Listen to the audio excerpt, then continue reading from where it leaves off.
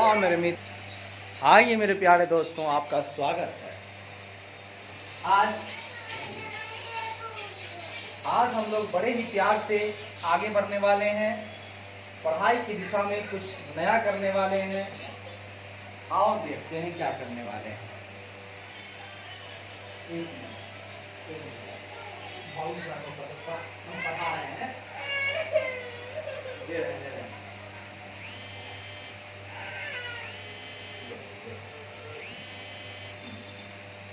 तो कुछ नया करते हैं दोस्त, कुछ नया करते हैं दोस्त, ठीक है। आइए कुछ नया करते हैं।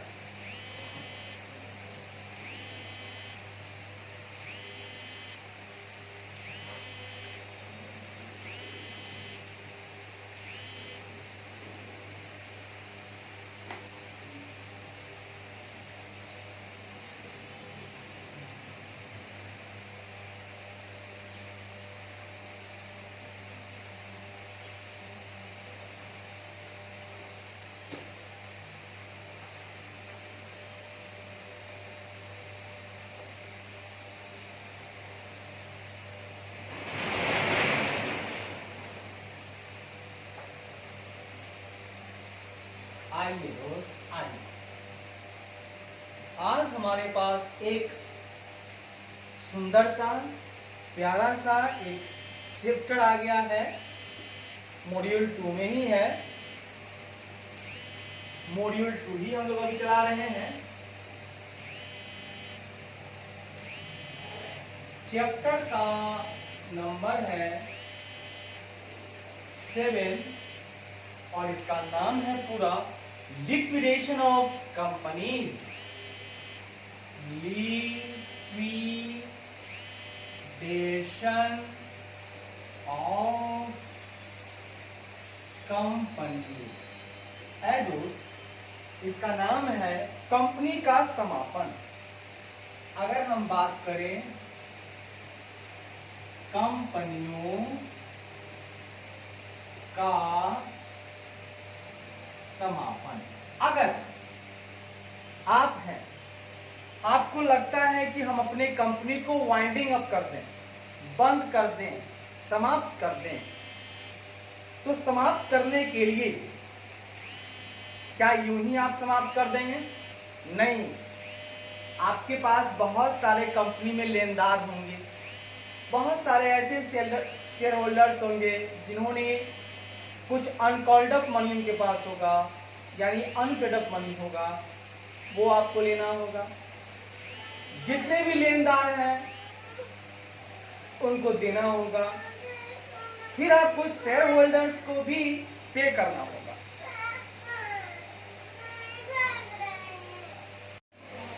आइए मेरे प्यारे बच्चों, आइए, हमारे पास बहुत ही खूबसूरत सा, बहुत ही बढ़िया सा चैप्टर आ गया है जिनका नाम है चैप्टर नंबर 7 और मैं उसे कहूँगा लिक्विडेशन ऑफ कंपनीज।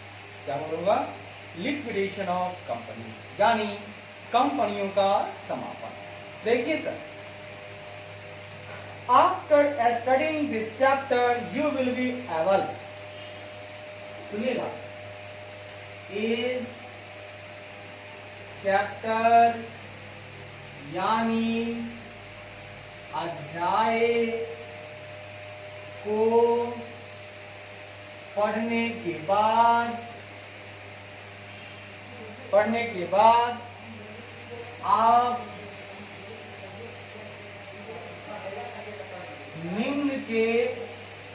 निम्न को समझने योग्य हो जाएंगे।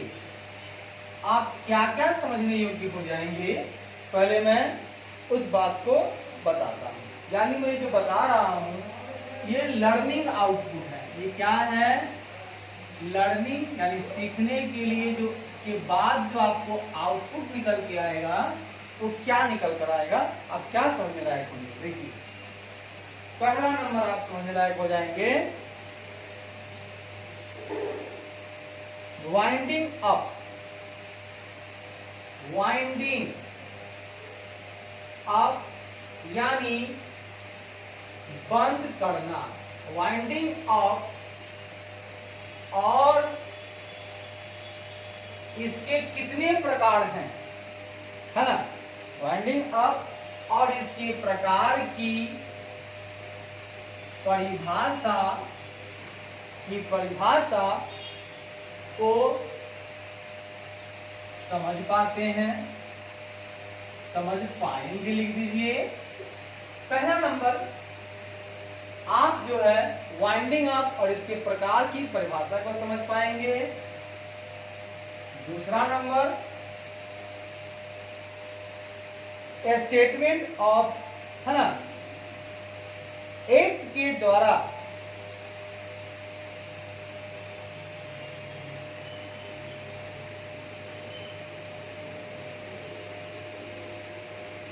कहता है, एक्ट के द्वारा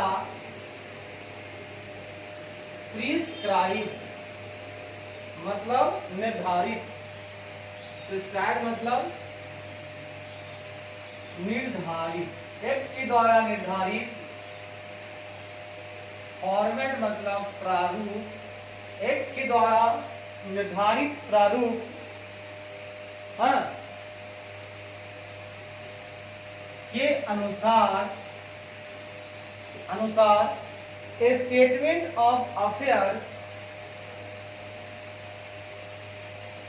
स्टेटमेंट ऑफ अफेयर्स को तैयार करना सीख जाएंगे। वाह, ये भी काम आ जाएगा आपको। अब आइए, तीसरा फायदा क्या होगा, जरा इसको देखते हैं दोस्त। दो फायदा तो मिल गया, तीसरा फायदा आपको मिलेगा,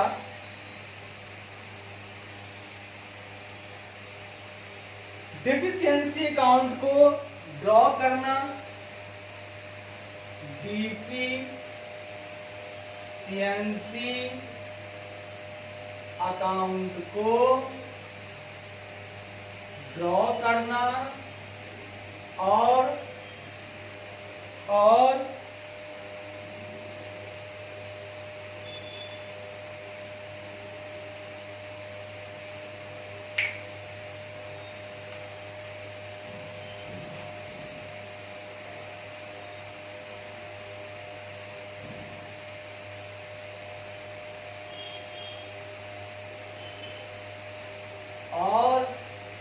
ड्रॉ करना और डिफिशियंसी के रीजन को पॉइंट आउट, डिफिशियंसी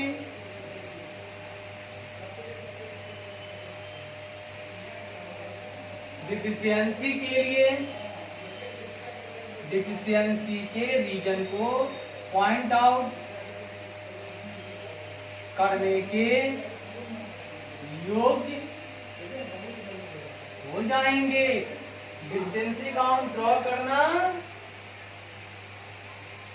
सीख जाएंगे और डिफिशियंसी के लिए क्या रीजन है, आखिर किन किन वजहों से डिफिशियंसी हुई है, उनको भी आप पॉइंट आउट कर पाएंगे, यानी उन पर भी आप ध्यान दे पाएंगे। लो भैया लो, 3 फायदे तो हो गए। चौथा फायदा हो जाएगा कि आप प्रेफरेंशियल पेमेंट मतलब अधिमान्य भुगतान, प्रीफेरेंशियल पेमेंट मतलब पहले देना है, अधिमान्य भुगतान मतलब पहले पेमेंट करना है, अधिमान्य भुगतान और ओवरराइडिंग प्रीफरेंशियल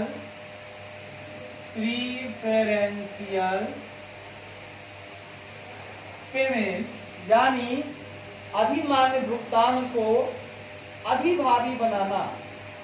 तो हिंदी रहने दीजिए, इंग्लिश ठीक है। प्रेफरेंशियल पेमेंट और ओवरराइडिंग मतलब प्रेफरेंशियल पेमेंट को भी ओवरराइड कर देना, मतलब उससे पहले भुगतान कर देना। प्रेफरेंशियल के बीच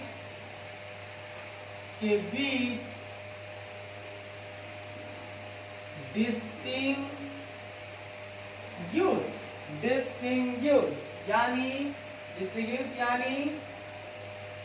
अंतर करना सीख जाएंगे। लो भैया लो, कितने फायदे हो जाएंगे इसको पढ़ने के बाद, बहुत फायदे होंगे। उसके बाद मित्र हम लोग क्या करेंगे, set an order of payments of all obligation, सभी दायित्वों के पेमेंट के लिए, सभी ऑब्लिगेशंस मतलब दायित्वों, सभी दायित्वों के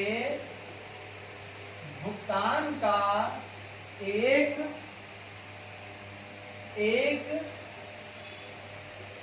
आदेश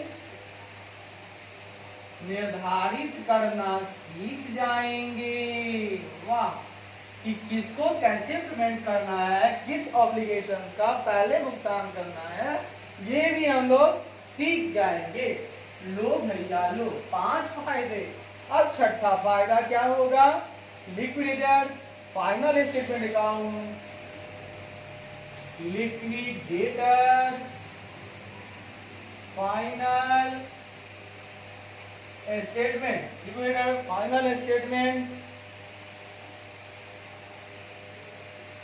के अकाउंट को तैयार करना भी सीख जाएंगे।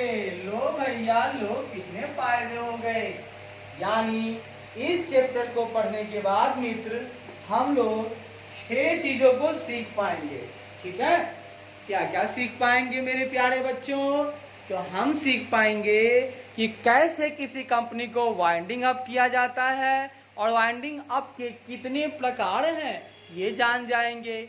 दूसरा, एक्ट के द्वारा जो भी निर्धारित फॉर्मेट है उसके अनुसार स्टेटमेंट ऑफ अफेयर्स को तैयार करना सीख जाएंगे, डिफिशियंसी को ड्रॉ करना सीख जाएंगे और डिफिशियंसी के क्या क्या रीजन हैं उनको पॉइंट आउट करने योग्य हो जाएंगे कि किन किन कारणों से डिफिशियंसी हुई है। प्रेफरेंशियल पेमेंट का और ओवरराइडिंग प्रेफरेंशियल पेमेंट के बीच अंतर करना सीख जाएंगे।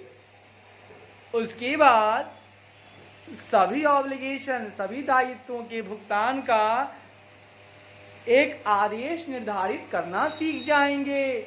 उसके बाद लिक्विडेटर्स फाइनल स्टेटमेंट के जो अकाउंट्स हैं उनको तैयार करना भी सीख जाएंगे। यानी क्या क्या सीख जाएंगे, कंपनी को वाइंडिंग अप करना, स्टेटमेंट ऑफ अफेयर्स को बनाना, डिफिशियंसी अकाउंट को बनाना, प्रेफरेंशियल पेमेंट और ओवरराइडिंग प्रेफरेंशियल पेमेंट के बीच अंतर करना, सभी ऑब्लिगेशन का भुगतान कैसे करना और लास्ट में liquidators final statement of account को तैयार करना सीख जाएंगे।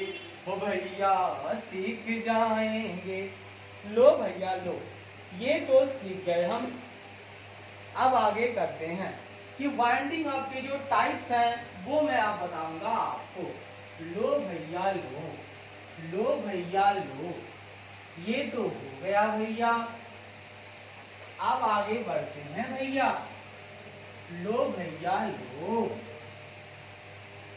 अब मोड ऑफ वाइंडिंग अप मतलब तरीका, मोड ऑफ वाइंडिंग अप मतलब बंद करने के प्रकार। कितने प्रकार से हम किसी कंपनी को बंद कर सकते हैं दोस्त, तो ऐ मेरे दोस्त हम लोग बंद कर सकते हैं पहले तो 3 प्रकार। पहले कितने प्रकार हुए, 3 प्रकार। हम 3 प्रकार से बंद कर सकते हैं। लो भैया लो, 1 प्रकार, 2 प्रकार, 3 प्रकार। पहला प्रकार है हम कब बंद कर सकते हैं, तो देखिएगा, ऑन इनएबिलिटी टू पे डेब्ट्स। पहला क्या है? ऑन इनएबिलिटी टू पे डेब्ट्स, यानी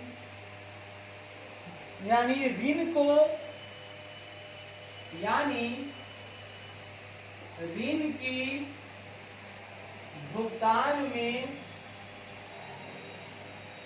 अक्षमता होने पर। अगर कोई ड्यूज है, कोई ऋण है, हम उसको पे नहीं कर पा रहे हैं, अक्षम है, तो लास्ट तो क्या करना होगा? Winding up, winding up, winding up. अब भैया winding up, winding up, winding up. यानी अगर हमको डेब्ट्स, ऋण को चुकाने में कोई अक्षमता है तो हमें क्या करना होगा? हम वहां पर क्या कहलाएंगे कि भैया बंद कर दो कंपनी को। दूसरा, ग्राउंड्स मतलब सतह, तल। दूसरा ग्राउंड क्या है? अदर देन ग्राउंड्स,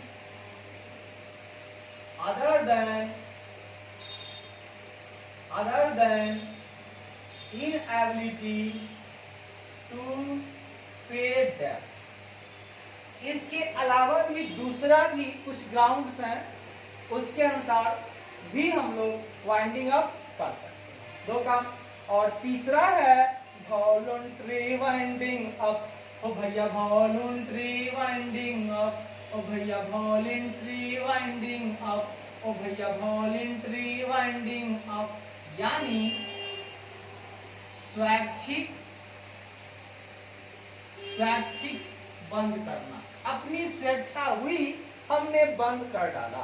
तो तीन तरह से बंद कर सकते हैं। एक तो बंद कर सकते हैं कि इनएबिलिटी टू पे डेब्ट्स, अगर हमको इनएबिलिटी है तो कर सकते हैं। दूसरा है कि ग्राउंड्स है लेकिन अदर देन इनएबिलिटी टू पे डेब्ट्स, दूसरा पॉइंट। और तीसरा पॉइंट है वॉलंटरी वाइंडिंग अप। अरे वॉलंटरी वाइंडिंग अप, अरे वॉलंटरी वाइंडिंग अप, अरे वॉलंटरी वाइंडिंग अप। तीन तरीके से हम लोग कर सकते हैं। इनएबिलिटी जो है वो कब होगी? तो इनसॉल्वेंट, ये इनएबिलिटी का जो हम तरीका है वो आपको कौन सा सेक्शन, कौन सा रेगुलेशन बताता है? देखिए, इंसॉल्वेंसी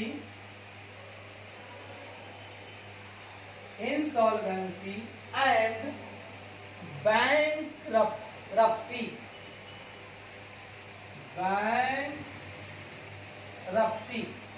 मतलब बैंक्रप्सी कोड विथ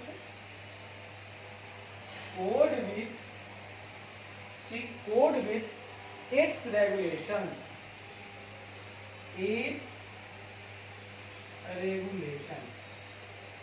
यानी कहता है विनियमन के साथ दिवाला और दिवालियापन संहिता। ठीक है, विनियमन के साथ इसके विनियमन के साथ दिवाला और दिवालियापन संहिता, दिवाला और दिवालियापन संहिता, ये जो संहिता है इसके अनुसार कहता है कि अगर इनएबिलिटी टू पे डेब्ट है तो वाइंडिंग अप कर दो। ये कौन कहता है करने के लिए? Insolvency and bankruptcy, insolvency and bankruptcy code with its regulation, code with its regulation. Insolvency and bankruptcy, insolvency and bankruptcy code with its regulation, code with its regulation, code with its regulation. insolvency and bankruptcy, insolvency and bankruptcy, code with its regulation, code with its regulation। तो ये जो है insolvency और bankruptcy code with its regulation, ये कहता है कि यदि आपके पास इनएबिलिटी टू पे डेब्ट्स है, आप वाइंडिंग अप कर जाओ। अब दूसरा ग्राउंड है companies act 2013 with court rules. यहां क्या कहता है? Companies act 2013, companies act 2013 with court rules, with court rules. लो भैया लो, अगर हमको दूसरा ग्राउंड में अगर कंपनी के 2013 साथ ही साथ जो कोर्ट के नियम है ना, अगर वो नियम हमको कहते हैं आप कर लो वाइंडिंग अप, अगर कंपनी के 2013 विद कोर्ट रूल्स कहता है कि कर लो वाइंडिंग अप, तो हम कर लेंगे वाइंडिंग अप। आप स्वेच्छा से कब कर सकते हैं? तो आप स्वेच्छा से दो तरीके से आप कर सकते हो, ठीक है। पहला, अप टू 31 मार्च 2017, अगर आप अप टू 31 मार्च 2017 तक अगर आप वॉलेंट्री करना चाहते हो, तो ये आपको किसके हिसाब से करना होगा? ये आपको करना होगा companies act 2013, companies act 2013 with code rules, with code rules आपको करना होगा, विद कोड रूल्स। लो भैया लो, अगर आपने कहा कि मुझे स्वेच्छा से बंद करना है और भी 31 मार्च 2017 तक आप चाहते हैं करना, ठीक है, तो वहां तक करने के लिए आपको इनके रूल को फॉलो करना होगा। लेकिन अगर आपने 1 अप्रैल 2017 से स्टार्ट किया है, फ्रॉम 1 अप्रैल 2017, यहां तक तो 31 मार्च तक तो भैया इसका नियम पालन करना होगा। लेकिन इसके बाद अगर आप करते हो वॉलेंट्री वाइंडिंग अप, तो किसकी बात माननी हुई? इंसॉल्वेंसी एंड बैंक्रप्सी, किसकी बात माननी होगी? Insolvency and bankruptcy, bankruptcy code with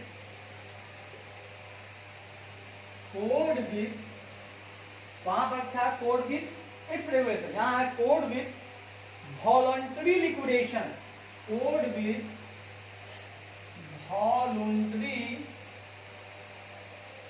voluntary liquidation process regulation. वाह, प्रोसेस रेगुलेशन, इसकी बात मानी है। दोस्त, अगर आपने वॉलंटरी वाइंडिंग अप की है 31 मार्च 2017 तक, तो माननी होगी बात आपको companies act 2013 with code rules का।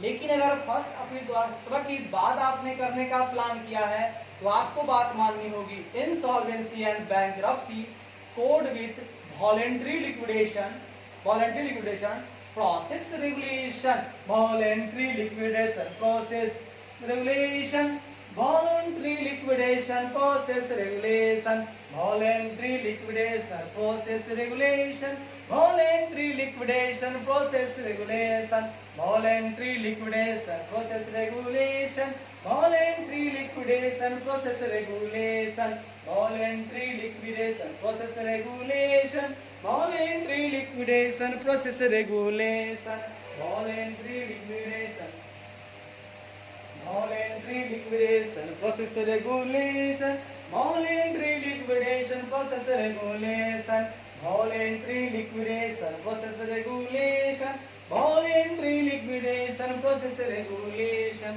आइए दोस्त, आइए अब चर्चा को आगे बढ़ाते हैं। यहाँ तक आपने समझदारी दिखाई है, हमारे साथ बने रहने के लिए धन्यवाद। अब हम चर्चा को आगे बढ़ाते हैं। लो भैया लो, ये भी हो गया। लो भैया लो, ये भी हो गया। लो भैया लो, ये भी हो गया।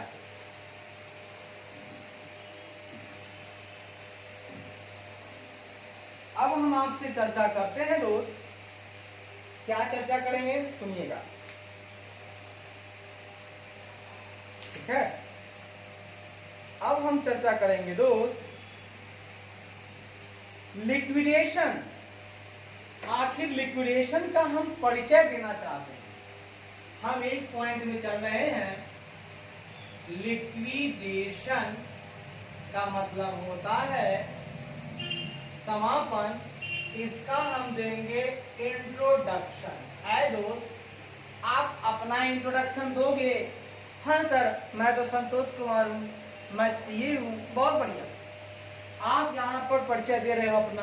वैसे ही मैं इस वर्ड यानी लिक्विडेशन समापन का परिचय दे रहा हूँ अभी आपको। आप जानो, कोई पूछेगा लिक्विडेशन क्या है तो आप जवाब दे पाओगे। क्या होता है लिक्विडेशन, सुनिएगा। ए कंपनी कम्स इनटू, मतलब एक कंपनी आता है। कैसे आता है? कानूनी प्रक्रिया के द्वारा आता है। वाह, एक कंपनी, सुनिएगा, एक कंपनी लीगल प्रोसेस यानी कानूनी प्रक्रिया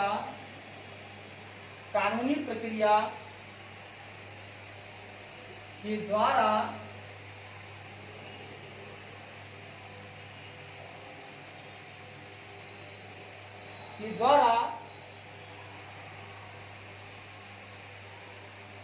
एक कंपनी कानूनी प्रक्रिया के द्वारा जन्म लेता है या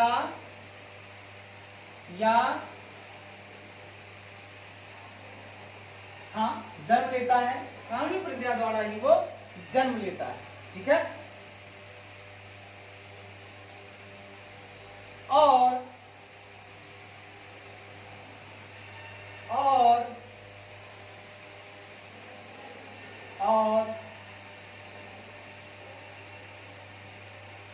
कानून के द्वारा ही अंत को प्राप्त करता है। यानी जिसका जन्म जैसे हुआ है उसकी मृत्यु वैसे ही होगी। अगर लॉ ने इसको जन्म दिया है कंपनी को, तो लॉ के द्वारा ही इसकी मृत्यु होगी, यानी इसको खत्म किया जा सकता है कंपनी को। वाह, लिक्विडेशन एक कानूनी प्रक्रिया है। हाँ, लिक्विडेशन क्या है? लिक्विडेशन एक लीगल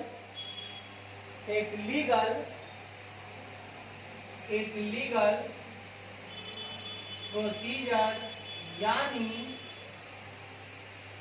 कानूनी प्रक्रिया। लिक्विडेशन एक कानूनी प्रक्रिया है जिसके द्वारा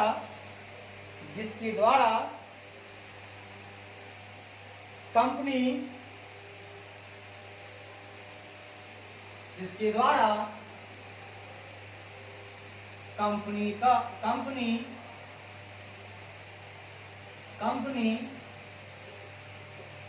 अंत को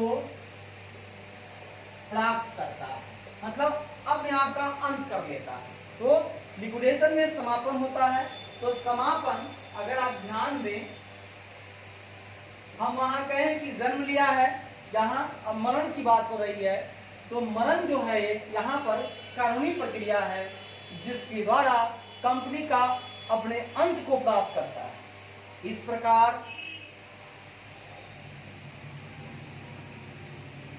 प्रकार देखा जाए तो एक कंपनी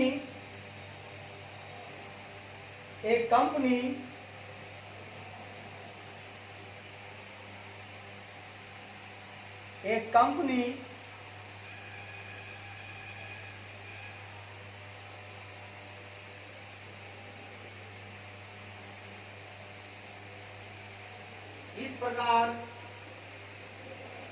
एक कंपनी कानून के द्वारा, कभी कानून के द्वारा निर्माण किया जाता है, कानून के द्वारा निर्माण किया जा सकता है, किया जाता है, और इसकी मृत्यु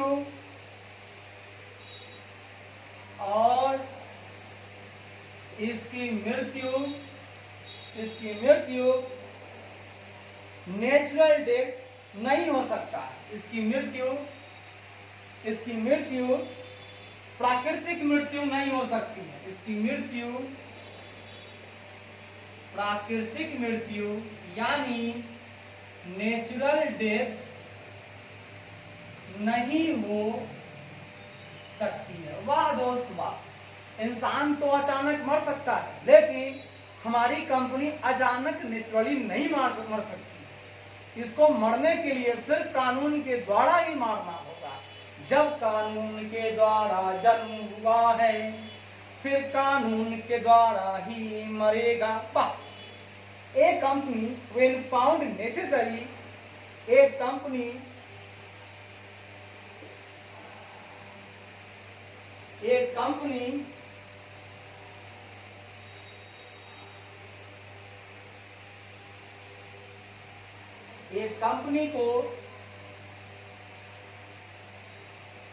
कंपनी को जब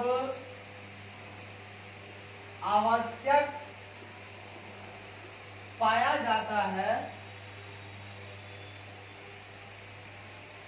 एक कंपनी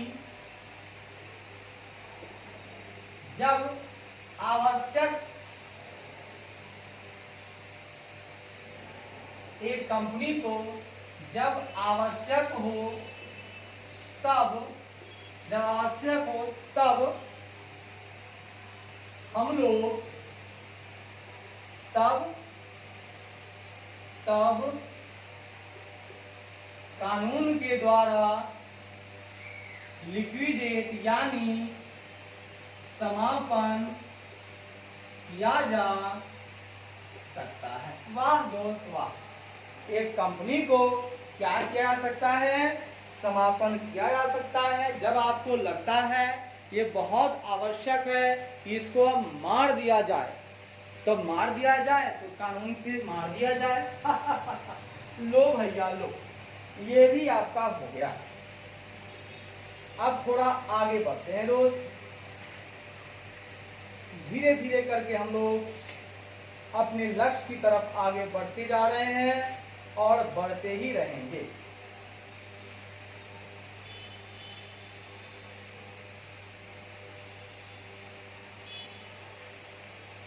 लो भैया लो, दूसरा लिक्विडेशन तो आप समझ गए।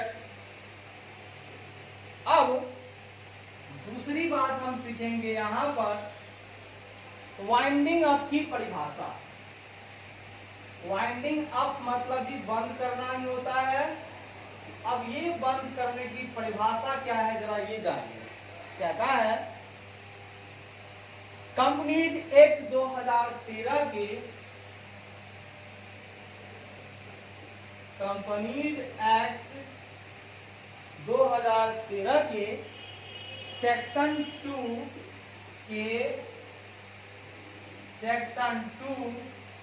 सब सेक्शन 94A, सेक्शन 2 और सब सेक्शन 94A के अनुसार, किसके अनुसार? कंपनी एक्ट 2013 के सेक्शन 2 और सब सेक्शन 94A के अनुसार वाइंडिंग अप का मतलब होता है, हाँ, कि अंतर्गत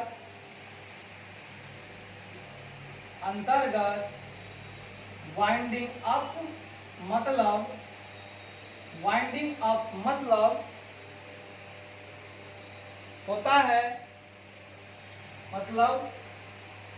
होता है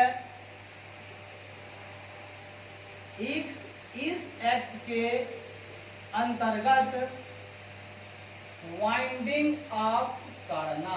वाह दोस्त वाह, क्या बात कही है आपने कि यदि कंपनीज एक्ट 2013 का सेक्शन 2 और सब सेक्शन 94 ये कहता है कि यदि आप वाइंडिंग अप का मतलब जानना चाहते हो तो इस एक्ट के अंतर्गत अगर वाइंडिंग अप करते हो तो यही है वाइंडिंग अप। यानी अगर कंपनीज एक्ट 2013 का सेक्शन 2 94A के अनुसार अगर आप वाइंडिंग अप करते हो, यही है वाइंडिंग अप करना। या लिक्विडेशन या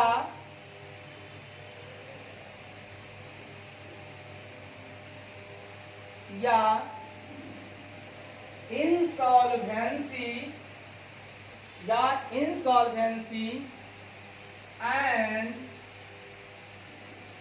बैंकरप्सी कोड 2016 16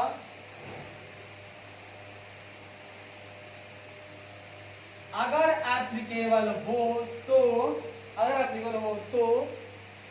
इसके अंतर्गत लिक्विडेशन यानी समापन करना। लो भैया लो, कितना मजा आ गया भाई। यहाँ कहा जा रहा है कि यदि आप लिक्विडेशन करना चाहते हो तो वो भी वाइंडिंग अप ही है, लेकिन वो कैसे करना होगा इस एक्ट के अंतर्गत, तो उसको करना होगा आपको इंसॉल्वेंसी एंड बैंक्रप्सी कोड 2016 के अगर एप्लीकेबल हो तो इसके अंतर्गत अगर आप लिक्विडेशन करते हो तो वो भी वाइंडिंग अप है। वाह भाई वाह। तो वाइंडिंग अप में आपको क्या क्या इनपुट होता है, अब इससे क्या फायदा मिला आपको, सुनिएगा। Winding up includes, winding up में क्या क्या आपको जुड़ा हुआ मिल रहा है सर, तो दो हमको पढ़ना है इसमें। वाइंडिंग अप में दो एक काम कर रहा है। Winding up under companies act 2013 पहला काम कर रहा है आपका वाइंडिंग अप अंडर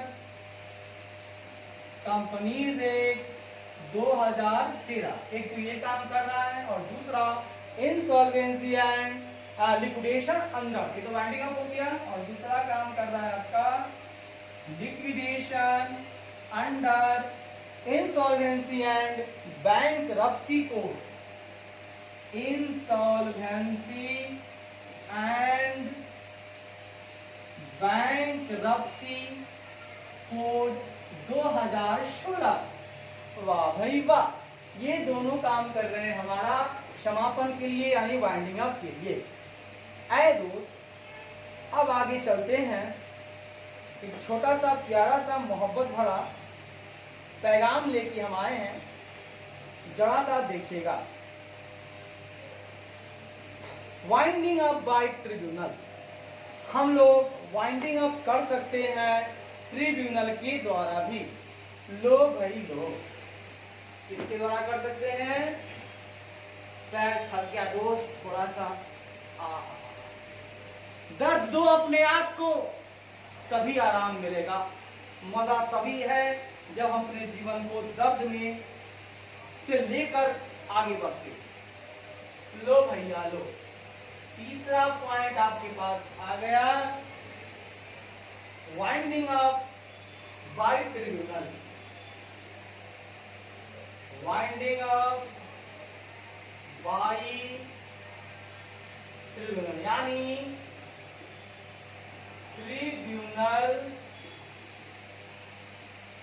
ट्रिब्यूनल के द्वारा समापन। ये क्या है भाई, सुनिए, कहता है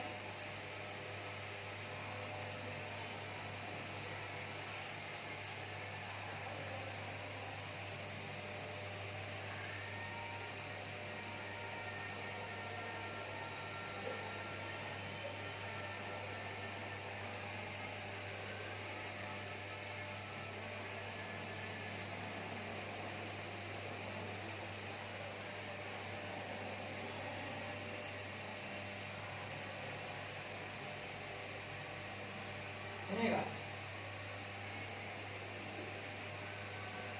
इस एक के अंतर्गत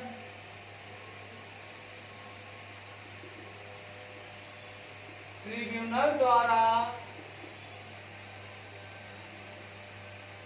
किसी कंपनी के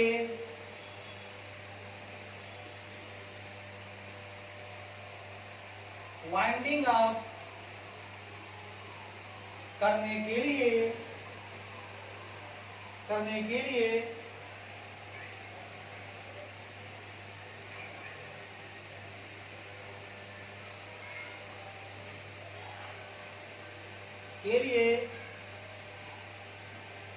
सेक्शन 270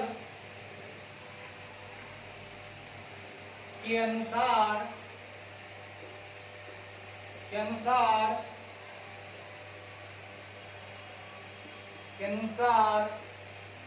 पार्ट 1 के प्रोविजन को अप्लाई करना चाहिए।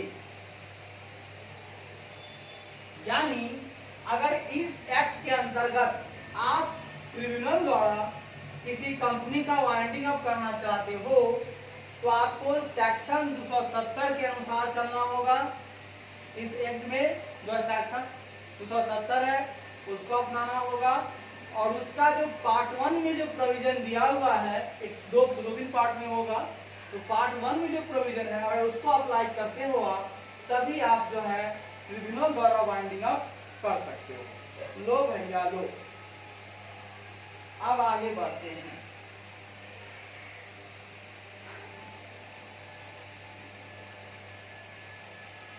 अब बताऊंगा मैं ऐसी परिस्थितियां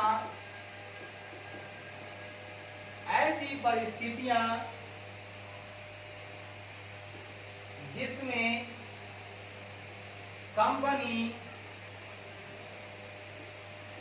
कंपनी ट्रिब्यूनल द्वारा वाउंड अप हो सकता है, ट्रिब्यूनल द्वारा वाउंड अप हो सकता है। मैं वो सारी परिस्थितियां बताऊंगा जब एक कंपनी ट्रिब्यूनल द्वारा क्या हो सकता है, वाउंड अप हो सकता है। लो भैया लो, मैं यहाँ आपको 4 ऐसी परिस्थितियां बताऊंगा जहां पर आप ट्रिब्यूनल के द्वारा आप अपनी कंपनी को वाउंड अप कर सकते हो। नंबर ए में आइए, कहता है कंपनी हैज रिजॉल्व, कंपनी ने यह मान लिया, क्या है देखिएगा, कंपनी ने यह मान लिया कि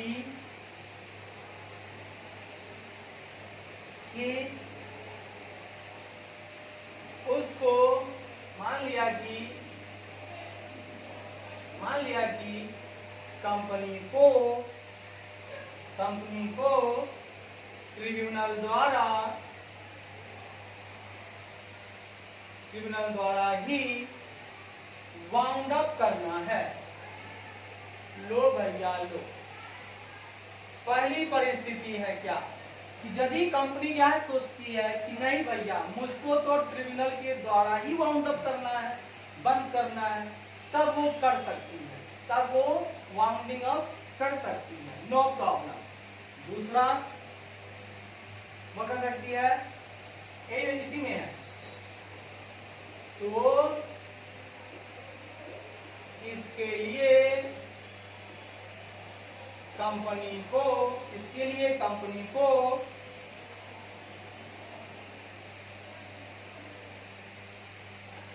आवश्यकता है कि वह स्पेशल रेजोल्यूशन को पास करे। क्या करे? स्पेशल रिजोल्यूशन को पास करे। ऐ कंपनी, अगर तुम चाहते हो ट्रिब्यूनल के द्वारा ही हमारा समापन हो, तो तुम्हें आवश्यक है, बहुत ज्यादा आवश्यक है कि तुम ना एक छोटा सा काम कर लो, तुम एक विशेष प्रस्ताव को जारी कर दो। क्या कर दो? स्पेशल रेजोल्यूशन यानी विशेष प्रस्ताव को क्या कर दो? जारी कर दो। क्या कर दो? विशेष प्रस्ताव को जारी कर दो। बिना जारी किए हुए तुम वाइंडिंग अप नहीं कर सकते हो ट्रिब्यूनल के द्वारा। लो भैया लो, कितना मजा आ रहा है भैया। अरे हमारे साथ रहो ना, मजा ही मजा दूंगा। पढ़ा पढ़ा के हंसा हंसा कर मजा दूंगा। जो मजा पढ़ने में है और पढ़ाने में है, वो किसी काम में तो नहीं है।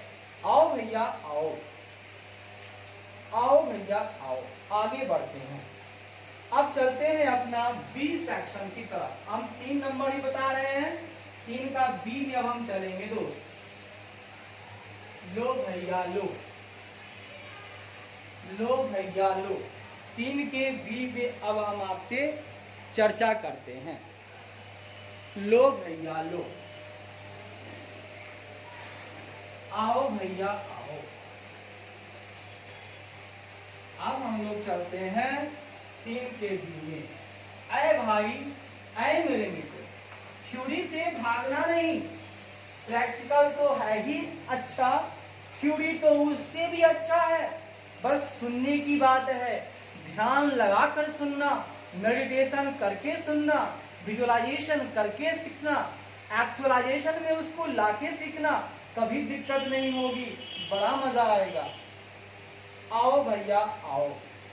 बी नंबर क्या कहता है सुनो। कहता है the company has acted, company ने काम किया है, against the interest of sovereignty and integrity of India. वाह भाई वाह। तो अगर कंपनी ने, सुनिए, किसी कंपनी ने भारत की अखंडता, भारत की अखंडता यानी इंटेग्रिटी, भारत की अखंडता और सोवरेनिटी, सोवरेनिटी, सोवेरेनिटी, सोवेरेनिटी, सोवेरेनिटी, गिनती, गिनती, सोवेरेनिटी, सोवेरेनिटी, सोवेरेनिटी मतलब संप्रभुता, संप्रभुता, सोवेरेनिटी यानी integrity and sovereignty, sovereignty, sovereignty, integrity and sovereignty, sovereignty, integrity and sovereignty यानी किसी कंपनी ने भारत की अखंडता और संप्रभुता के विरुद्ध काम किया है। संप्रभुता के विरुद्ध, अगेंस्ट मतलब विरुद्ध में काम किया है। भैया क्यों किया? ठीक है, काम किया है तो क्या करना होगा? The secretary of the state, the security of the state, friendly relation with foreign state, public order, decency और मॉरलिटी। ठीक है, काम किया है।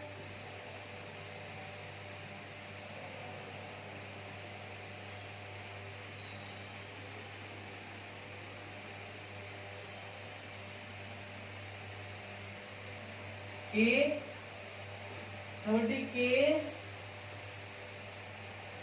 इंटरेस्ट के विरुद्ध काम किया है, पहला नंबर। दूसरा, राज्य के, स्टेट के सिक्योरिटी सिक्योरिटी के, इंटरेस्ट के विरुद्ध काम किया है। फिर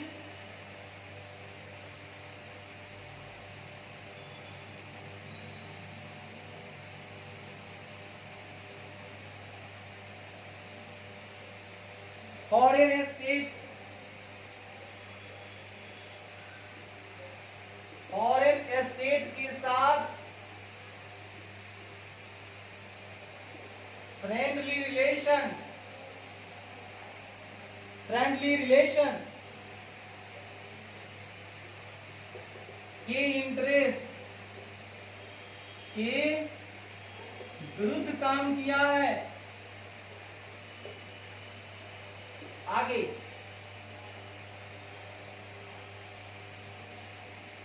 पब्लिक ऑर्डर के विरुद्ध काम किया है। पब्लिक ऑर्डर के, इंटरेस्ट के विरुद्ध काम किया है। आगे बढ़िए, डिसेंसी और मोरालिटी, डिसेंसी, डिसेंसी और मोरालिटी, डिसेंसी और मोरालिटी यानी शालीनता या नैतिकता, शालीनता या नैतिकता के, इंटरेस्ट के विरुद्ध काम किया है। यानी कंपनी ने कब कब काम किया है, कब कब काम किया है, तो अगर ऐसी परिस्थितियां आ रही हैं तो इन सभी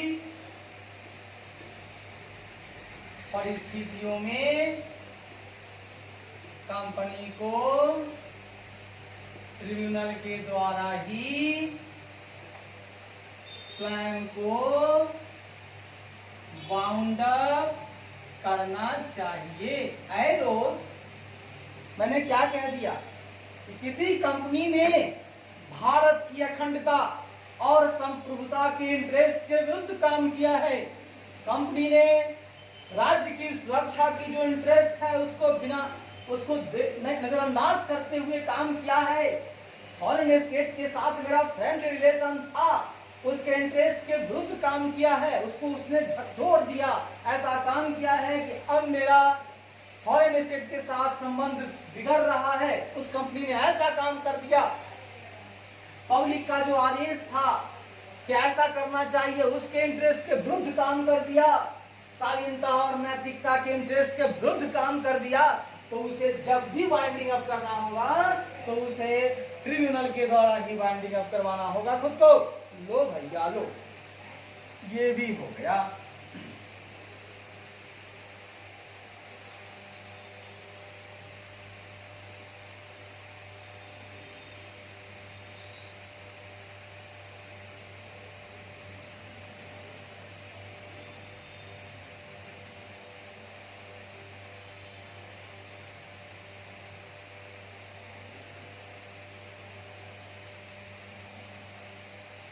ये लो भैया।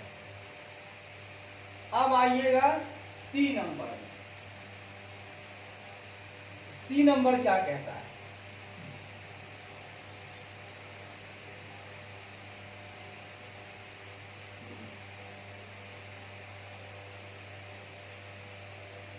रजिस्ट्रार, रजिस्ट्रार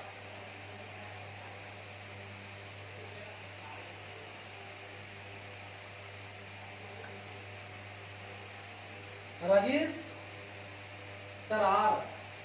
यानी रजिस्ट्रार, रजिस्ट्रार होता है लेकिन रजिस्ट्रार बोला जाता है।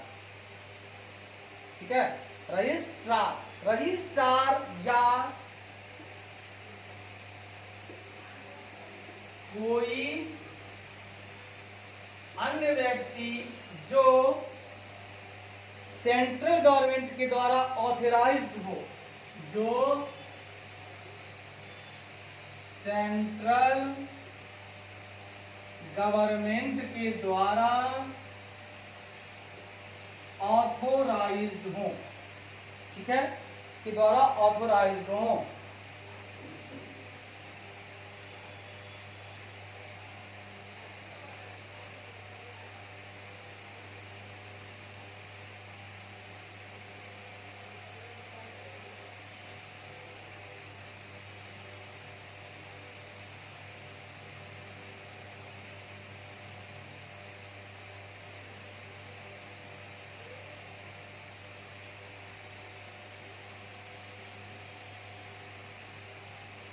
हों वे इस एक्ट के द्वारा और इस एक्ट के अंतर्गत नोटिफिकेशन द्वारा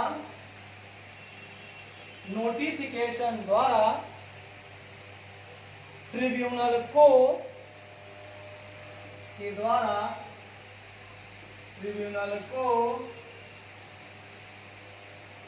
एप्लीकेशन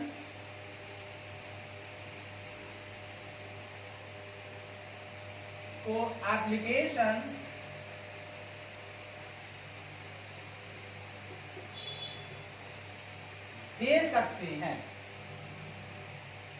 ठीक है, क्या कह दिया, मतलब अगर आपको ट्रिब्यूनल के द्वारा करवाना है, क्या करवाना है, वाइंडिंग अप, तो या तो रजिस्ट्रार एप्लीकेशन देगा कि सर नोटिफिकेशन देगा, इस एक के अंतर्गत जो नोटिफिकेशन है उसके द्वारा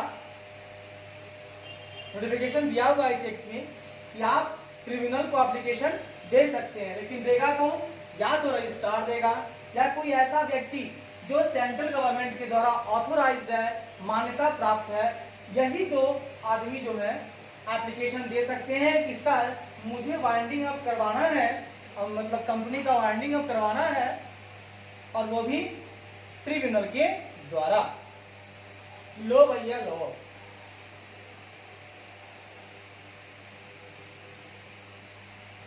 ट्रिब्यूनल का ओपिनियन है ना,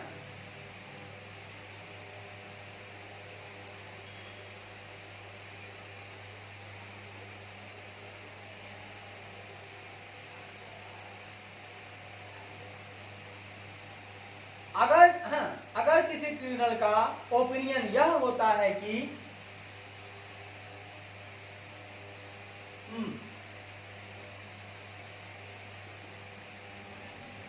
ट्रिब्यूनल का ओपिनियन यह है कि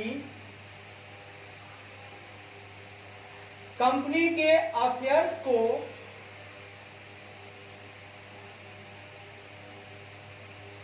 कि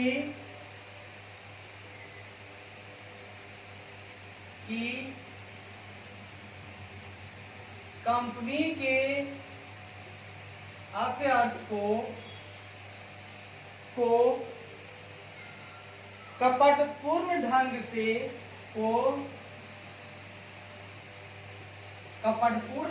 यानी फ्रॉडुलेंट मैनर में कंडक्ट किया जाता रहा है। कंडक्ट यानी संचालित किया जाता रहा है। ऐ दोस्त, अगर ट्रिब्यूनल को क्या ओपिनियन है कि उसको पता चल रहा है कि कंपनी के जो अफेयर्स हैं, जो मामले हैं, वो कपटपूर्ण, मतलब जो भी लेन देन, जो भी काम हो रहे हैं, वो कपटपूर्ण ढंग से संचालित किया जाता रहा है, अच्छी बात है, या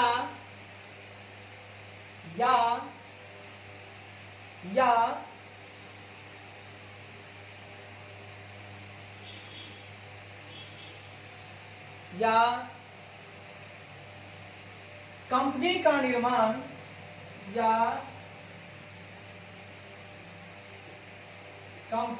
निर्माण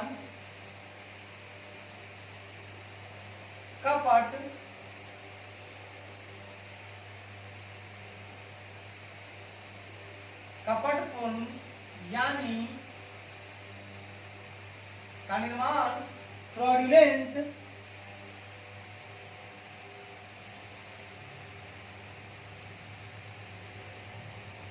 का निर्माण फ्रॉडुलेंट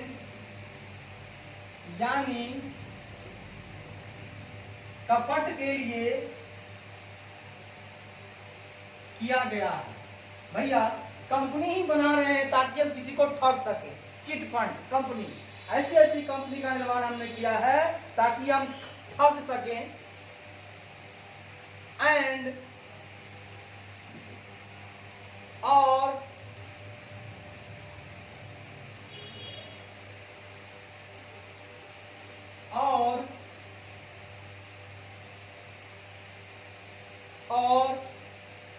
अनलॉफुल पर्पस के लिए और अनलॉफुल पर्पस के लिए किया गया है। दोनों काम है, कंपनी का निर्माण हुआ है ताकि हम कपट कर सके, या अनलॉफुल पर्पस है ना, कानून से हटकर उनका उद्देश्य है वो कैसा है, बेबुनियाद पर्पस है ना। उनका जो अनलॉफुल पर्पस है, उनका जो उद्देश्य है वो क्या है, उनका उद्देश्य है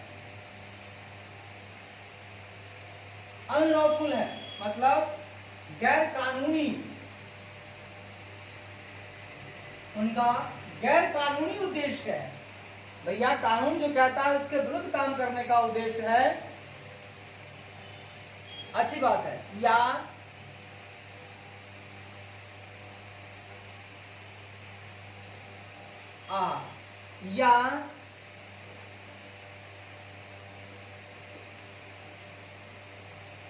एक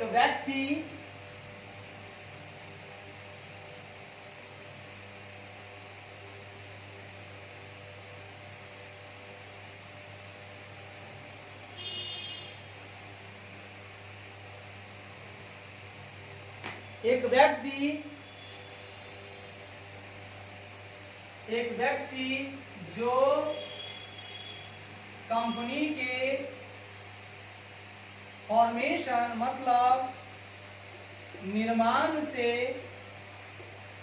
संबंध यानी कंसर्न संबंध रखता है, वह संबंध रखता है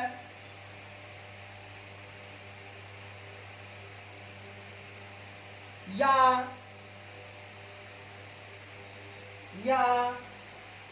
रखता है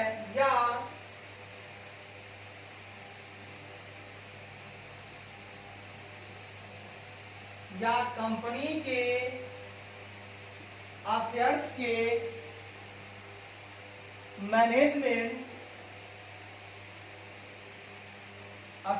मैनेजमेंट को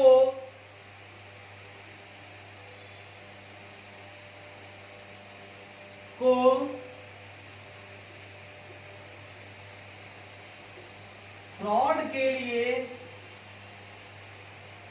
गिल्टी यानी दोषी यानी अपराधी माना जाता रहा है।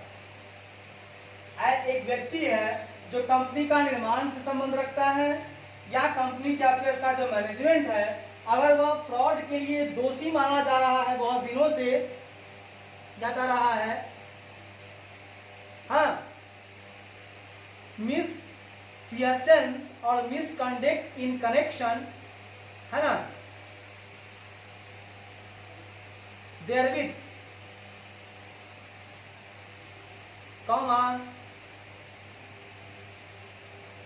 गिल्टी माना जाता रहा है, कॉमा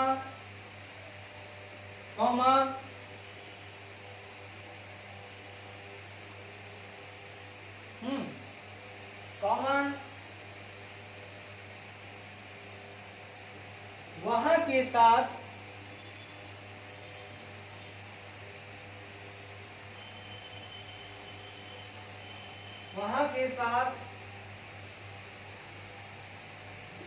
कनेक्शन में गलतफहमी या कदाचार फहमी या कदाचार के लिए दोषी पाया जाता रहा है। गलतफहमी का मतलब होता है मिसफियसेंस,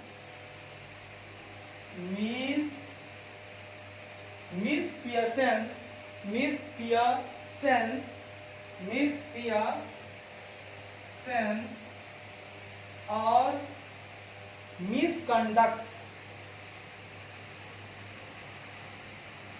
यानी कि मतलब वहां के साथ का मतलब कंपनी के अफेयर्स या कंपनी के निर्माण दोनों में। वहां के साथ का मतलब क्या हो गया? कंपनी का निर्माण या उसके मामले, दोनों में जो कनेक्शन है इन लोगों का, वहां पर गलतफहमी या कदाचार के लिए, मतलब गलतफहमी से भी कुछ कर देता है या कदाचार कर रहा है, उसके लिए दोषी पाया जाता रहा है। कौन कौन? मैनेजमेंट या कंपनी का निर्माण करने वाला। और दैट इट इज प्रॉपर, है ना,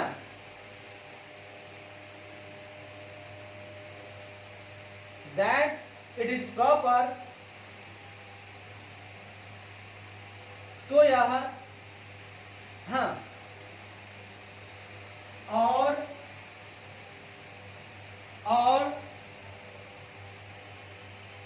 यह प्रॉपर है कि, और यह उचित है कि, और तब यह उचित है कि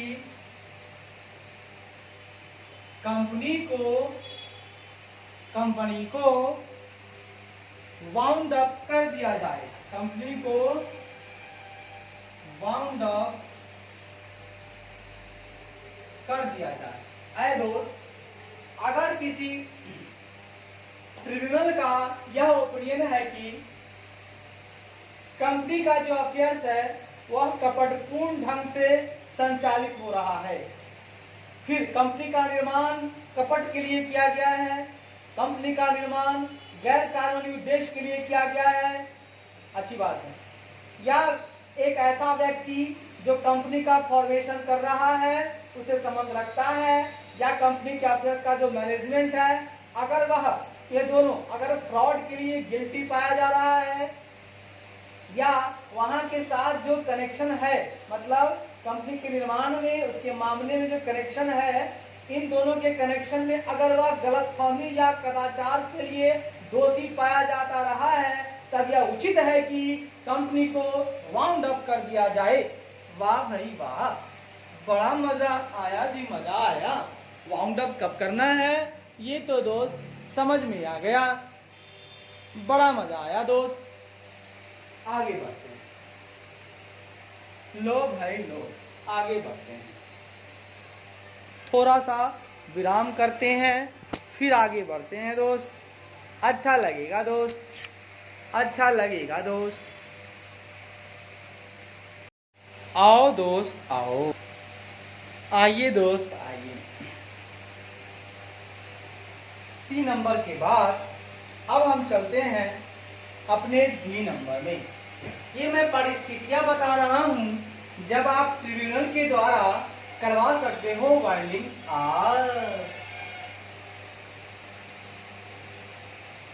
परिस्थितियां बता दिया मैंने। अगर आपने कंपनी के ने अगर भारत की अखंडता और संप्रभुता के विरुद्ध काम किया है, राज्य की सुरक्षा के विरुद्ध काम किया है, फ्रेंड के रिलेशन जो मेरा था विदेशी राज्य से उसके विरुद्ध काम किया है, पब्लिक आदेश के विरुद्ध काम किया है, शालीनता या नैतिकता के विरुद्ध काम किया है, तो इन सभी परिस्थितियों में कंपनी को ट्रिब्यूनल के द्वारा ही वाइंड अप करना चाहिए। दूसरा, रजिस्ट्रार या कोई अन्य व्यक्ति जो सेंट्रल गवर्नमेंट के द्वारा ऑथोराइज्ड हो, वे इस एक्ट के अंतर्गत नोटिफिकेशन द्वारा ट्रिब्यूनल को एप्लीकेशन दे सकते हैं कि वाइंडिंग अप किया जाए, कि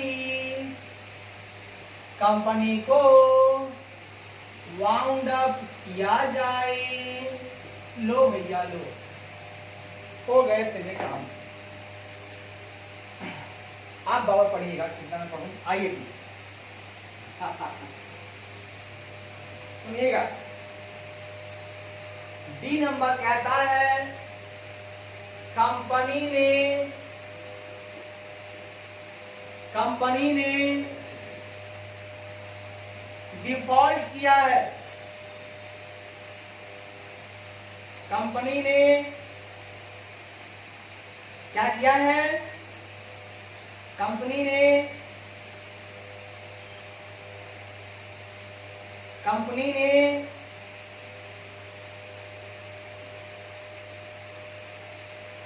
अपने फिनेंशियल स्टेटमेंट को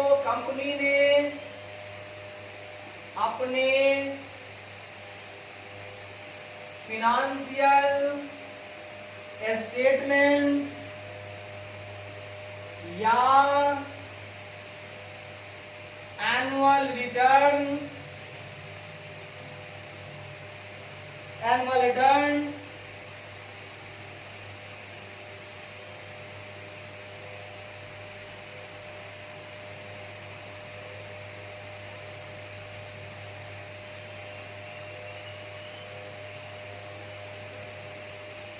जो कि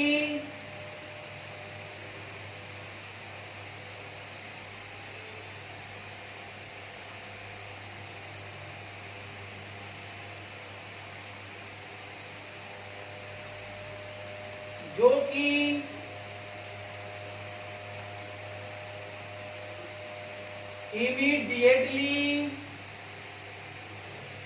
preceding, मतलब तुरंत पहले immediately preceding 5 consecutive मतलब लगातार 5 consecutive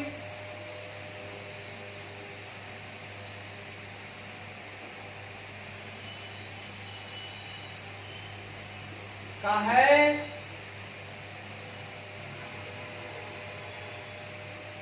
उसे रजिस्ट्रार के साथ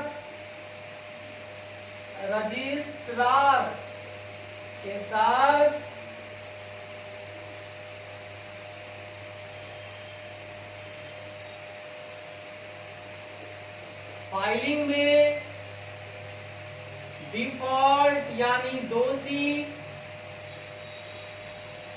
पाया गया है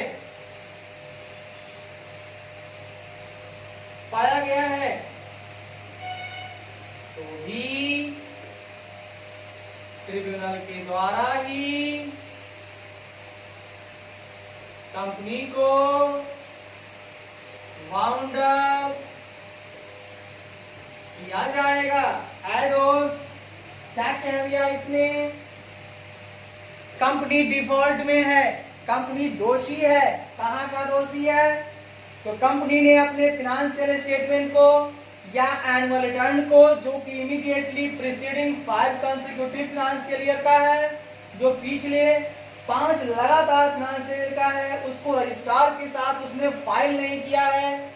रजिस्ट्रार को फाइल नहीं किया, अपना फाइनेंशियल स्टेटमेंट फाइल नहीं किया, एनुअल रिटर्न फाइल नहीं किया, 5 सालों से नहीं किया है कंपनी ने। तो जाओ इस डिफॉल्टी को कह दो कि तेरा समापन हो जाएगा, ट्रिब्यूनल के द्वारा, तो तेरा समापन हो जाएगा। लो भैया लो, तेरा समापन कर दूंगा मैं। चलिए भैया चलिए, यहां तक तो बात समझ में आ गई, बड़ा अच्छा लग रहा है।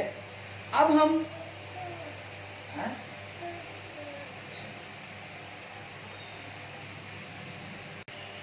आइए दोस्त, आइए आगे बढ़ते हैं।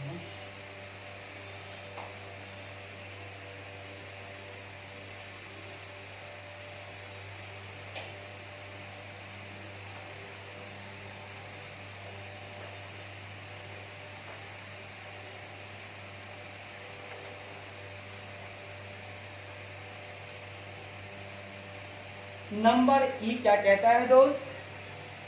यही शर्त है, लास्ट शर्त, अंतिम शर्त मैं आपको बता देता हूं। लीजिए दोस्त, लीजिए। कहता है the tribunal is of the opinion, tribunal का ओपिनियन यह है कि ट्रिब्यूनल का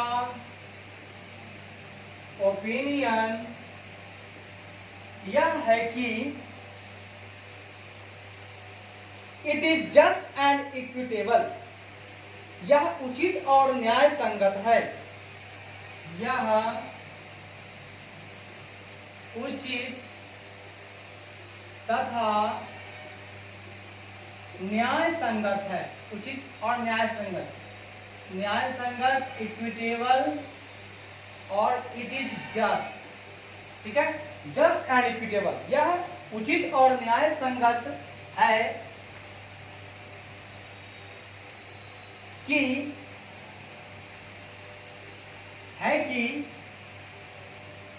कंपनी का वाउंड अप हो जाना चाहिए, कि कंपनी का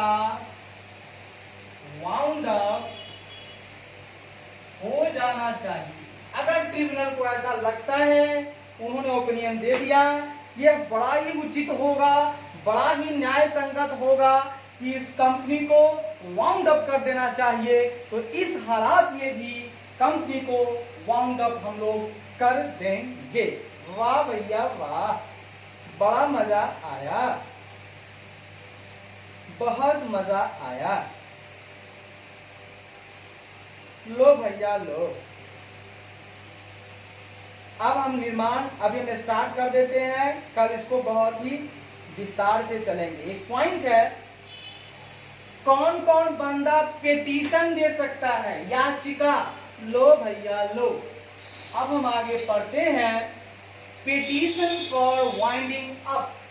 लो भैया लो, पिटीशन मतलब याचिका, पिटीशन फॉर वाइंडिंग अप मतलब समापन के लिए याचिका।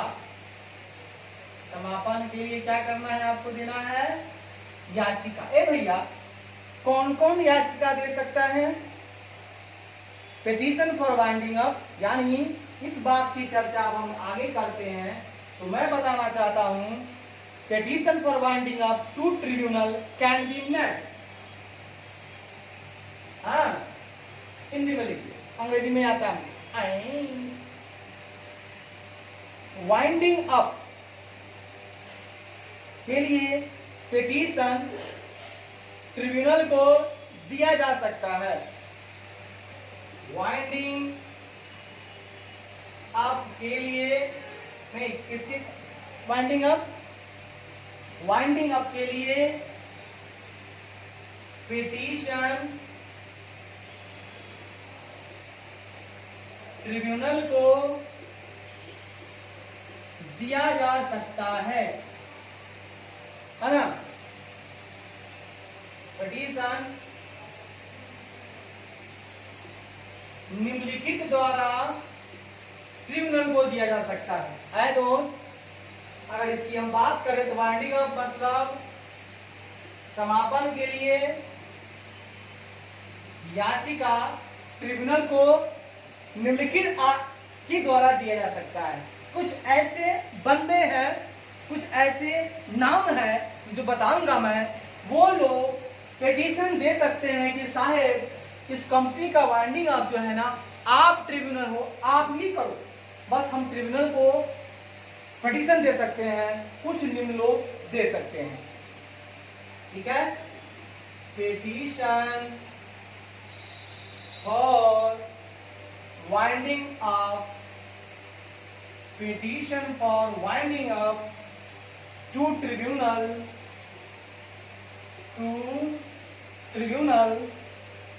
can be made by, किसके द्वारा किया सकता है? आए दोस्त सुन लो,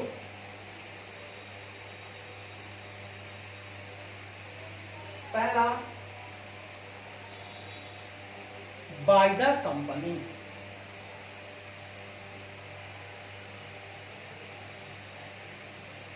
वह कंपनी स्वयं खुद के द्वारा एक पिटीशन दे सकती है ट्रिब्यूनल को कि सर मेरा वाइंडिंग अप कर दिया जाए। थोड़ा सा वेट करेंगे दोस्त। आओ भैया आओ, हमने क्या आपसे कही थी उसको जरा सुनो। मैंने कहा था कि वाइंडिंग अप के लिए ट्रिब्यूनल को पिटीशन यानी याचिका दे सकता है पहला नंबर वह कंपनी स्वयं, दूसरे नंबर पे है आपके भाई साहब कौन है, दूसरे नंबर पे है आपके एनी कंट्रीब्यूटरी और कंट्रीब्यूटरीज, मतलब कंपनी में कोई भी जो योगदान देने वाले हैं यानी कंट्रीब्यूटरी। कंट्रीब्यूटरी का मतलब होता है वही शेयर होल्डर्स, कोई भी कंट्रीब्यूटरी या कंट्रीब्यूटरीज मतलब एक से अधिक योगदान देने वाले, ठीक है, योगदान देने वाले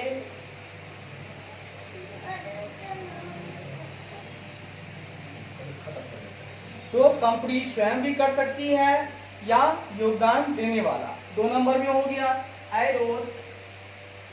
तीसरे नंबर में है आपके रजिस्ट्रार, कौन दे सकता है याचिका? द रजिस्ट्रार, तो रजिस्ट्रार भी दे सकता है, क्या दे सकता है?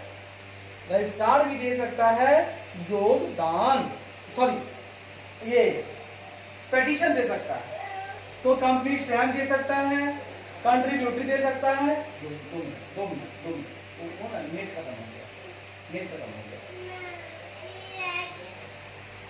एक मिनट। तो कौन कौन कर सकता है? कंपनी दे सकता है पिटीशन, कंट्रीब्यूटरी दे सकता है, रजिस्ट्रार दे सकता है। उसके बाद कौन दे सकता है? चौथे नंबर में आ गया हमारा, क्या आ गया साहब? Any person authorized by, any person authorized by, authorized by central, authorized by central government in that behalf,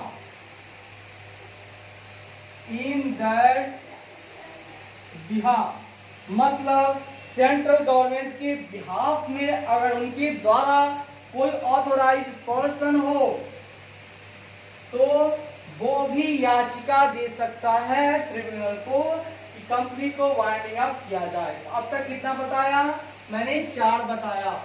कौन कौन है? कंपनी स्वयं, रजिस्ट्रार, कंट्रीब्यूटरीज और सेंट्रल गवर्नमेंट के द्वारा ऑथोराइज्ड कोई भी पर्सन। और लास्ट में है in case of affairs of the company, in case of the affairs of the company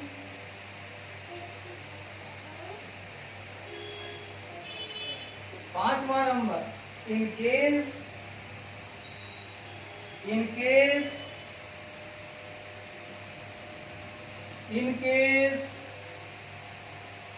affairs of the company of the company have been conducted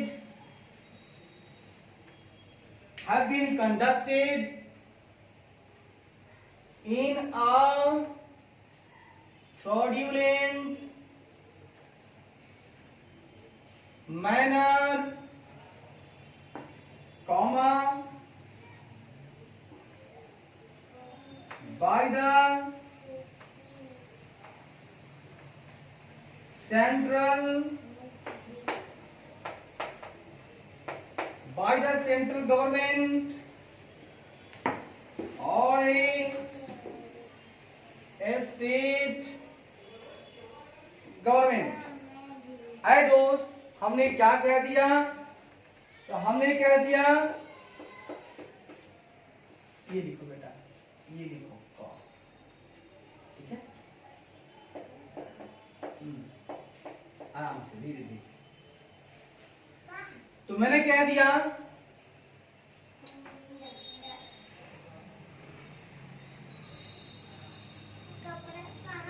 मैंने क्या कह दिया दोस्त? मैंने कह दिया कंपनी के मामले के केस में, कंपनी के मामले के केस में, कंपनी के मामले के केस में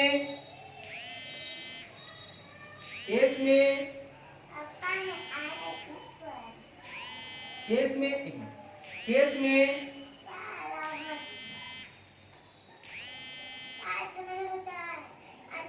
कपटपूर्ण ढंग से कंपनी को संचालित किया जाता है तो सेंट्रल गवर्नमेंट या स्टेट गवर्नमेंट द्वारा भी पिटीशन दिया जा सकता है कि कंपनी को वाउंड अप किया जाए। सुन लो दोस्त, आओ बेटा पहले समझ ला लेते हैं, कैमरा ऑन है बेटे, आराम से। तो मैंने कहा कि अगर कंपनी के अफेयर्स के केस में संचालित किया जाता रहा है, कपटपूर्ण ढंग से कंपनी को संचालित किया जाता रहा है, तो सेंट्रल गवर्नमेंट या स्टेट गवर्नमेंट भी पिटीशन दे सकता है कि कंपनी को वाउंड अप किया जाए, वाउंड अप किया जाए, वाउंड अप किया जाए। यहाँ पे लिखो बेटा, नीचे बैठो आराम से, आ जाएगा। यहाँ पे लिखो बेटा, जैसे बोलता हूँ वैसे लिखो। लो यहाँ लिखो, हाँ यहीं पे लिखो, बैठ के लिखना है। आ जाओ, लो बैठो, खड़ा नहीं होना, बैठ। ठीक है दोस्त, तो हमने क्या समझा यहाँ पे कि पिटीशन लगभग 5 लोगों द्वारा दिया सकता है। पहला, कंपनी के द्वारा स्वयं दिया सकता है, रजिस्ट्रार के द्वारा दिया सकता है, कंट्रीब्यूटरी के द्वारा दिया सकता है, एनी पर्सन जिनको सेंट्रल गवर्नमेंट ऑथराइज किया है, उनके बिहाफ में जिनको ऑथराइज किया गया है, सेंट्रल गवर्नमेंट ने किया है, उस पर्सन के द्वारा क्या आ सकता है। अभी नहीं बोलेंगे तब, हम बोलेंगे निकालना, ठीक है। लास्ट में कंपनी के मामले में अगर फ्रॉडुलेंट मैनर से अगर कोई भी काम हो रहा है तो वहां सेंट्रल गवर्नमेंट या स्टेट गवर्नमेंट पिटीशन दे सकता है कि कंपनी का वाउंड अप किया जाए। लो भैया लो, ये आपका कंप्लीट हो गया। मिटा दे बेटा, मिटा दो। चलिए अब आगे बढ़े। आइए साहब आगे बढ़ते हैं, जाके बैठ जाना दे। आइए मिटा दो, और मिटा देते हैं, तो बैठो।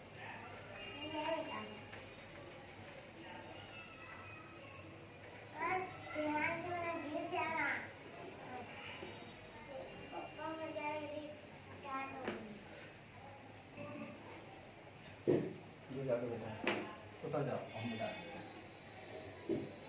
इसको ये दो इधर आओ, इधर आओ, इधर आओ।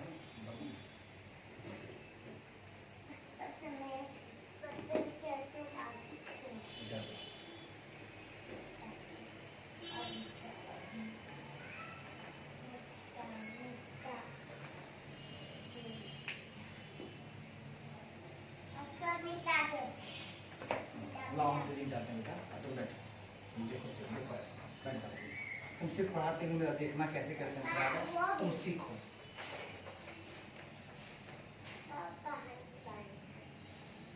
आइए साहब आइए, अब हम चर्चा करें। लो कालो, यहाँ पे बैठ के लिखना, ज्यादा दूर नहीं जाना है, ठीक है? बैठ के लिखो, कल लिखो बेटा, जो हम लिखवा देते हैं वो लिखो आराम आराम से। सुनो ना बेटा, ऐसे देखो बेटा, सुनो, इसमें जाओ, हाथ से मिटाते हैं, कपड़ा रखना मिटाना तुम, ठीक है? लो तुम कैसे लिखोगे, देख बेटा, एक लकीर ऐसे खींचना, एक ऐसे खींचना और ऐसे कर देना, ठीक है?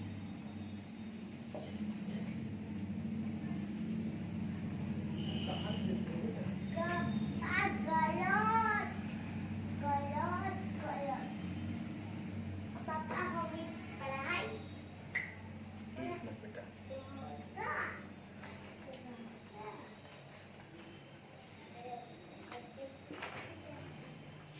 बैठ के लिखो बेटा।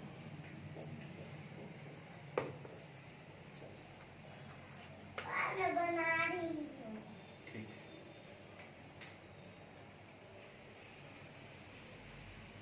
पापा बनाओ या जो मैं ऐसे ही बनाई हूँ। बनाओ। बना रही हूँ। यस। पापा।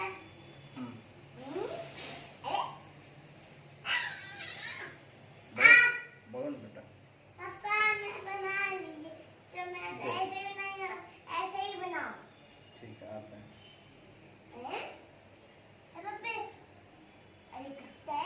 नहीं, आवाज सेव हो जाएगा बेटे। आपको ही बोल थी। अच्छा ठीक है बेटा, बैठ के लिखो तुम बैठ के, तो बेटा अच्छी पैर मत दुखाओ, बैठ के लिखो। आप ऐसे क्या कर रहे थे? अच्छा नहीं कुछ, बैठो ना। उसमें क्या कर रहे थे? नहीं कुछ नहीं कर रहे थे बेटा, ऐसे ही कर रहे थे, बैठो ना, बैठ के लिखो, बैठ के तब तुमको अच्छा लगेगा, अच्छा लगता है। हाँ ऊपर क्यों बनाओ? ऊपर नहीं, नीचे लिखने में अच्छा है, ऐसे करके ऐसे। कलर ऐसे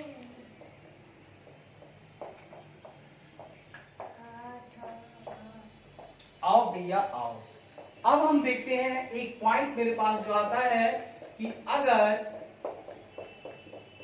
पिटीशन दिया जा रहा है कंट्रीब्यूटरी के द्वारा, petition by contributory, petition contributory कब दे सकता है दोस्त?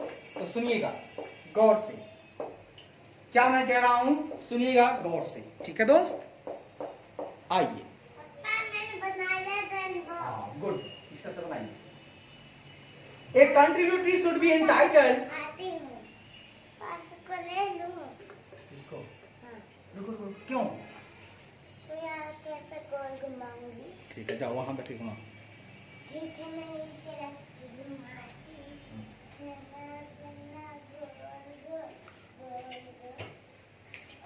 अपने घर लेके चलूँ? नहीं वही खिला दो ना।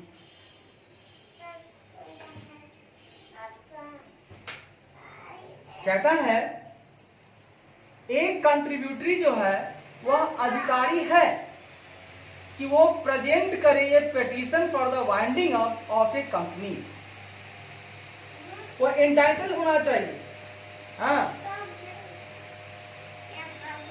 एक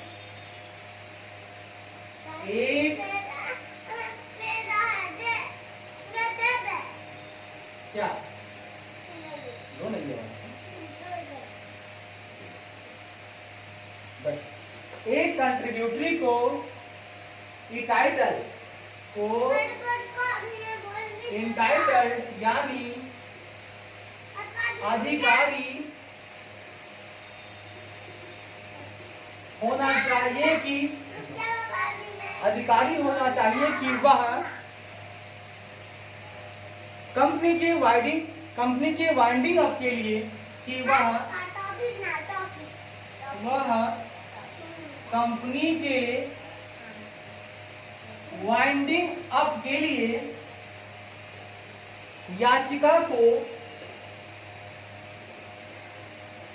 याचिका यानी पिटीशन को प्रेजेंट यानी प्रस्तुत कर सके। इसके लिए उसे इंटाइटल्ड होना होगा। एक कंट्रीब्यूटरी जब इंटाइटल्ड होगा, यस सर मैं कंपनी के वाइंडिंग अप के लिए पिटीशन को दे सकता हूं, तभी वो ऐसा कर सकता है मित्र। चलिए, shares in respect of which he is contributory, हाँ ऐसा शेयर जिसके रिस्पेक्ट में वह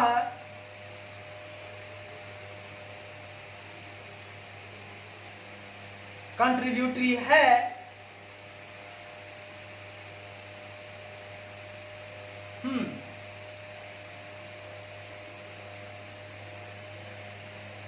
वैसे शेयर्स मतलब आप जानते हो ना,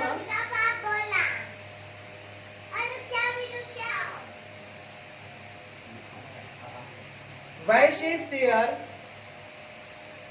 जिसके रिस्पेक्ट में यानी जिसके संदर्भ में वह कंट्रीब्यूटरी है, या तो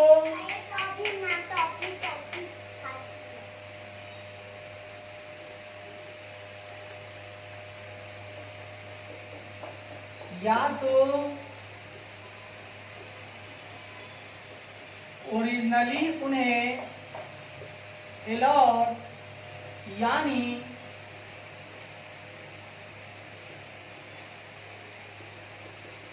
आवंटित किए गए थे, या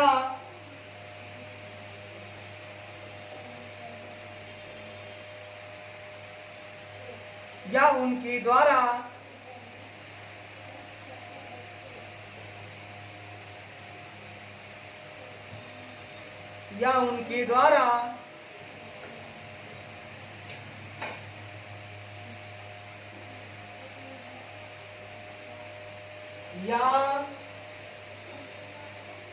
द्वारा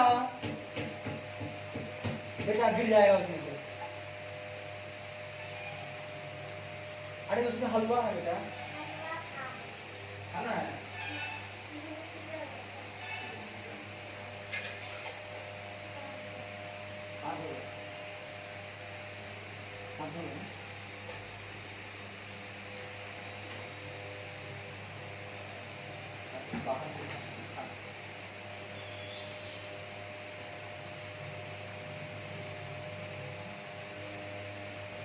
या उनके द्वारा वाइंडिंग अप के कमेंसमेंट के पहले या वाइंडिंग अप के कमेंसमेंट यानी आरंभ के पहले के 18 महीने में कम से कम 6 महीने के लिए होल्ड किया जाता रहा है। कहता है वैसे शेयर जिसके संदर्भ में वह कंट्रीब्यूटरी है, या तो ओरिजिनली उन्हें अलॉट किया गया है यानी आवंटित किया गया है वो शेयर, या उनके द्वारा वाइंडिंग अप के कमेंसमेंट के पहले के 18 महीने में कम से कम 6 महीने क्या किया गया उनको सर? एक मिनट बेटा,